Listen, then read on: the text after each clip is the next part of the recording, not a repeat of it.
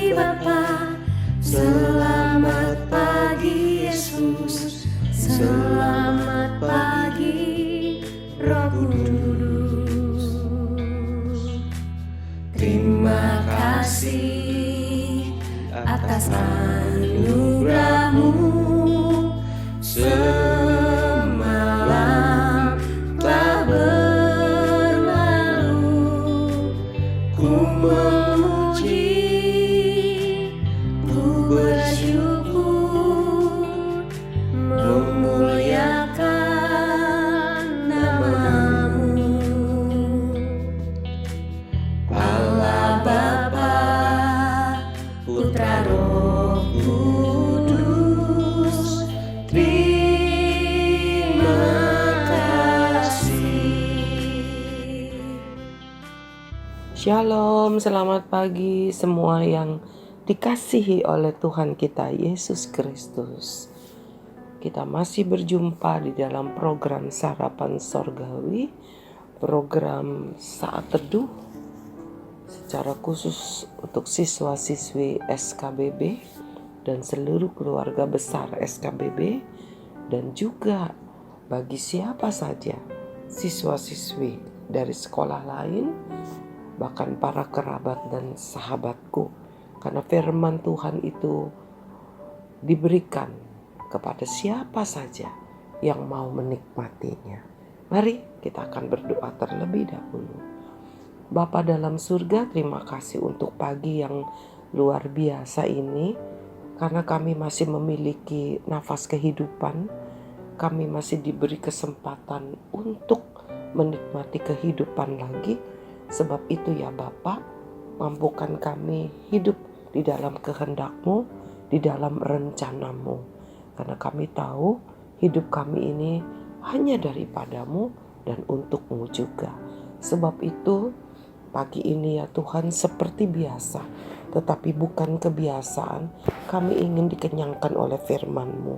Kami ingin iman percaya kami menjadi sehat, dan kami lebih lagi mengenal-Mu Tuhan kami, dan kami lebih lagi mengalami-Mu di dalam hidup kami. Terima kasih ya Yesus Tuhan, di dalam nama Tuhan Yesus kami berdoa dan mengucap syukur.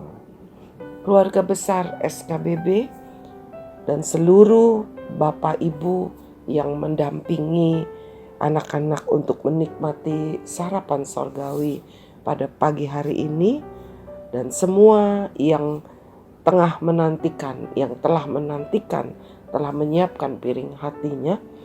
Firman Tuhan pada pagi hari ini berjudul tidak akan kekurangan aku, ya, tidak akan kekurangan, ya.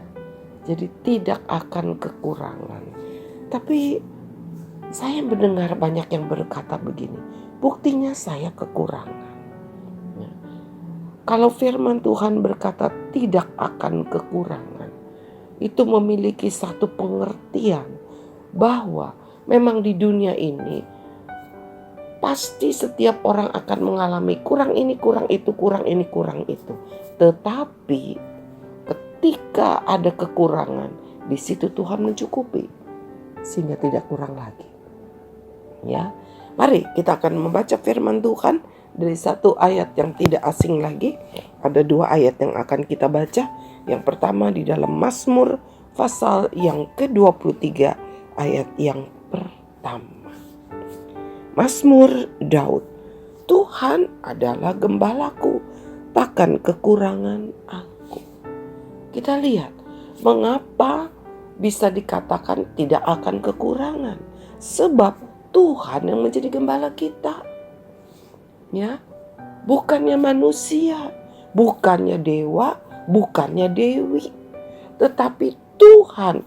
Tuhan yang mana? Di sini ditulis dengan huruf besar semuanya. Ya, Tuhan yang menciptakan langit dan bumi, Tuhan yang memberikan nafas hidup kepadamu dan kepadaku. Tuhan yang itulah yang menjadi gembala kita. Apa sih gembala? Gembala itu tugasnya menjaga kawanan ternaknya. Ya. menjaga kawanan ternaknya. Di dalam firman Tuhan, orang-orang percaya selalu digambarkan sebagai dombanya. Ya, domba adalah hewan yang lemah yang perlu dilindungi. Dan Tuhan menjadi gembalanya.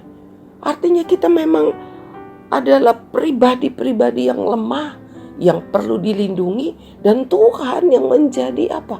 Menjadi pelindung kita, pemelihara kita. Seorang gembala itu yang harus memperhatikan apakah ternaknya ada makanan yang cukup, apakah ternaknya punya minuman yang cukup, apakah ternaknya aman, ya, apakah ternaknya sehat. Itulah tugasnya gembala. Dia harus membawa ternaknya pada jam-jam yang tertentu untuk dibawa ke padang rumput, ya, atau dibawa ke satu tempat, karena tidak mungkin hanya ada di kandang aja, dibawa ke satu tempat. Kalau domba itu supaya bisa merumput begitu, ya, seperti itu. Dia tidak bisa membawa ke tempat yang sembarangan, yang hanya asal ada rumput, tetapi harus dipastikan bahwa rumputnya itu adalah rumput yang segar, yang baik untuk para dombanya. Karena kita adalah dombanya. Karena Tuhan adalah gembala kita, tidak mungkin Dia membiarkan kita. Sebab itu Daud berkata, takkan kekurangan aku, tidak akan. Tidak akan. Ya, bukannya mungkin enggak kekurangan, enggak ada kata barangmu dikali atau mungkin. Di sana dikatakan dengan pasti tidak akan, ya. Bahkan kita mau lihat lagi nih di dalam ayat yang ke-5. Engkau, di sini Tuhan, ya. Engkau menyediakan hidangan bagiku di hadapan lawanku. Waduh, jaminan yang luar biasa. Katanya Dia menyediakan hidangan, makanan buat kita di hadapan lawan kita. Artinya apa sih? Coba bayangin, ini kita berada di satu tempat di mana orang-orang yang membenci kita itu mengelilingi kita. Pasti ada rasa takut, ya, ada rasa tidak tenang. Tetapi dikatakan di dalam ayat yang ke-5, Engkau menyediakan hidangan bagiku. Tuhan kasih makanan. Bagaimana? Ada banyak musuh loh. Bagaimana bisa makan? Kenapa Dia sediakan hidangan? Artinya dengan kata lain Tuhan yang apa? Yang memberikan damai sejahtera. Yang memberikan satu jaminan. Kamu tenang, tidak usah takut. Ayo silakan makan. Luar biasa sekali, ya. Pemeliharaan Tuhan dalam hidup kita sangat luar biasa. Dia berkata, Dia memberikan satu gambaran perumpamaan bahwa Dia adalah gembala, kita adalah dombanya, dan kita tidak akan kekurangan. Itu jaminannya. Bahkan di depan lawan kita juga Tuhan mencukupi kita. Sebab itu mari kita mau mengucap syukur. Kita punya Tuhan yang sedemikian menjamin kita. Bukan Tuhan yang harus kita beri makan, ya. Bukan Tuhan yang harus kita pelihara, tetapi Tuhan yang memelihara kita. Sebab itu memang kesulitan tetap ada. Mungkin engkau merasa kekurangan.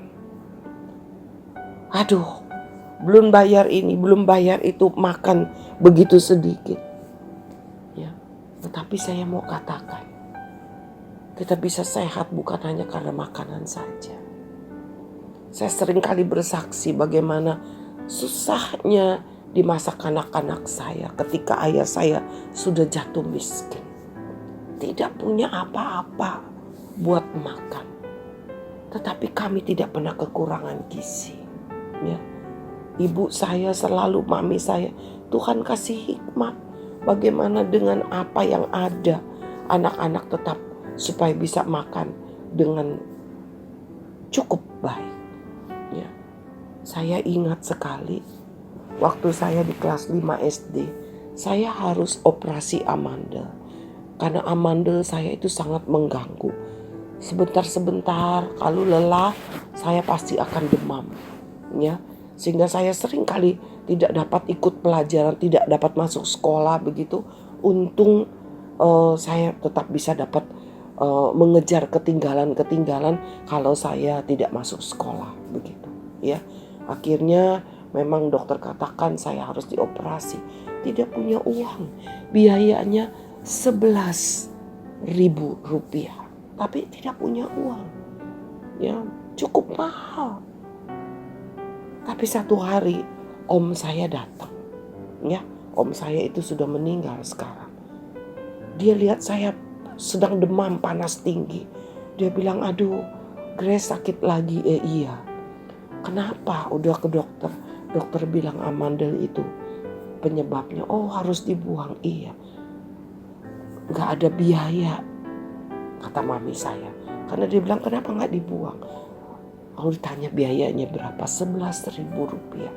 Dia kasih 11.000 rupiah, ya. Lalu tiba sampai harinya, itu kan mau dioperasi, ya. Harusnya pagi-pagi sarapan, begitu. Tapi gak punya apa-apa. Tidak punya nasi, tidak punya apa-apa. Saya ingat sekali. Tahu gak apa yang dilakukan? Mami saya hanya punya uang sedikit, saya lupa berapa, ya. Mungkin gak sampai 1.000 rupiah. Karena naik oplet, dulu belum ada mikrolet, ya. Naik oplet itu kalau gak salah 25 rupiah begitu, ya. Dan itu mami saya belikan saya apa? Telur puyuh tahu kan yang kecil itu, dua butir. Saya sarapan itu untuk operasi, ya. Karena telur puyuh itu kan katanya gizinya tinggi. Saya makan 2, yang penting perut terisi, ya. Lalu dioperasi, pagi itu langsung dioperasi. Mungkin sekitar jam 10 atau jam berapa saya nggak tahu. Lalu bangun, keadaan tenggorokannya pedih sekali. Itu zaman dulu, ya. Oh mungkin tahun berapa itu? Kalau usia saya sekitar 10 tahun, ya sekitar tahun 70-an begitu, ya. Lalu itu supaya dikompres dengan air, dengan es begitu. Itu bentuknya itu ban dalam sepeda, ya. Ban dalam sepeda tapi yang baru, ya. Itu diisi dengan es batu lalu dililitkan di leher. Saya harus menginap 1 malam, mami saya tungguin. Tapi mami saya gak punya uang untuk beli makanan. Ya udah, seorang ibu berkorban untuk anaknya. Tahan lapar. Pagi-pagi belum makan, hanya saya yang makan 2 butir telur puyuh. Lalu apa yang terjadi? Saya satu kamar dengan 1 anak perempuan juga yang dioperasi bersamaan. Usianya sudah sekitar 14 tahun begitu, ya. Dia termasuk orang kaya, tapi anaknya ini manja, nangis terus. Udah dibilang gak boleh nangis karena supaya luka di lehernya cepat sembuh begitu. Saya diem aja meskipun pedih bukan main. Lalu haus, kalau ludahnya masih ada darah gak boleh minum, haus sekali. Dan minumnya harus air es. Saya udah kepengen minum, tapi bagaimana, ya. Akhirnya ketika sudah dianggap ludahnya sudah bersih, air liurnya sudah bersih, tidak ada darah, saya boleh minum seteguk air es. Aduh pedihnya luar biasa, tapi lumayan, ya, menghilangkan haus sedikit begitu. Nah kemudian nih, yang teman satu kamar ini dia anak orang kaya, ya, maminya juga menunggu. Aduh bawa makanan banyak, ya, bawa makanan banyak. Ada es krim, karena memang katanya harus makan es krim. Tapi saya kan gak punya uang. Mami saya aja juga gak bawa bekal. Harus nginep loh 1 malam. Dan apa yang terjadi? Ibu itu kasih makanan buat mami saya karena dia bawa bekalnya banyak, ya. Es krim juga saya dibagi. Itu pemeliharaan Tuhan loh. Kekurangan gak saya? Waktu itu orang tua saya, papa saya tidak kerja, mami saya juga tidak kerja. Kekurangan, tapi Tuhan mengadakannya. Anak-anakku, bapak ibu yang Tuhan kasih, seluruh yang sedang menikmati sarapan sorgawi pada pagi hari ini. Kesaksian ini mungkin baru pernah didengar karena saya baru teringat untuk menyaksikannya. kita tidak akan kekurangan. Meskipun kita kekurangan, meskipun kita tidak punya apa-apa, tetapi Tuhan akan mengadakan mencukupi tepat pada waktunya. Mari kita berdoa. Bapa dalam surga, terima kasih untuk firman-Mu yang luar biasa. Engkau menjadi gembala kami. Engkau tidak membiarkan kami kekurangan. Engkau menjamin meskipun kami berada di tengah-tengah lingkungan yang menakutkan, tetapi Tuhan menjamin menyediakan hidangan untuk kami. Terima kasih ya Bapa. Engkau mengingatkan kepada hamba di waktu di usia 10 tahun ketika harus operasi Amanda. Dan saat ini hamba bisa menyaksikan bagaimana Tuhan memelihara kami. Tuhan memelihara hamba ketika tidak punya uang untuk operasi. Ketika mami hamba tidak punya makanan untuk menjadi bekal. Tetapi luar biasa Tuhan mencukupi.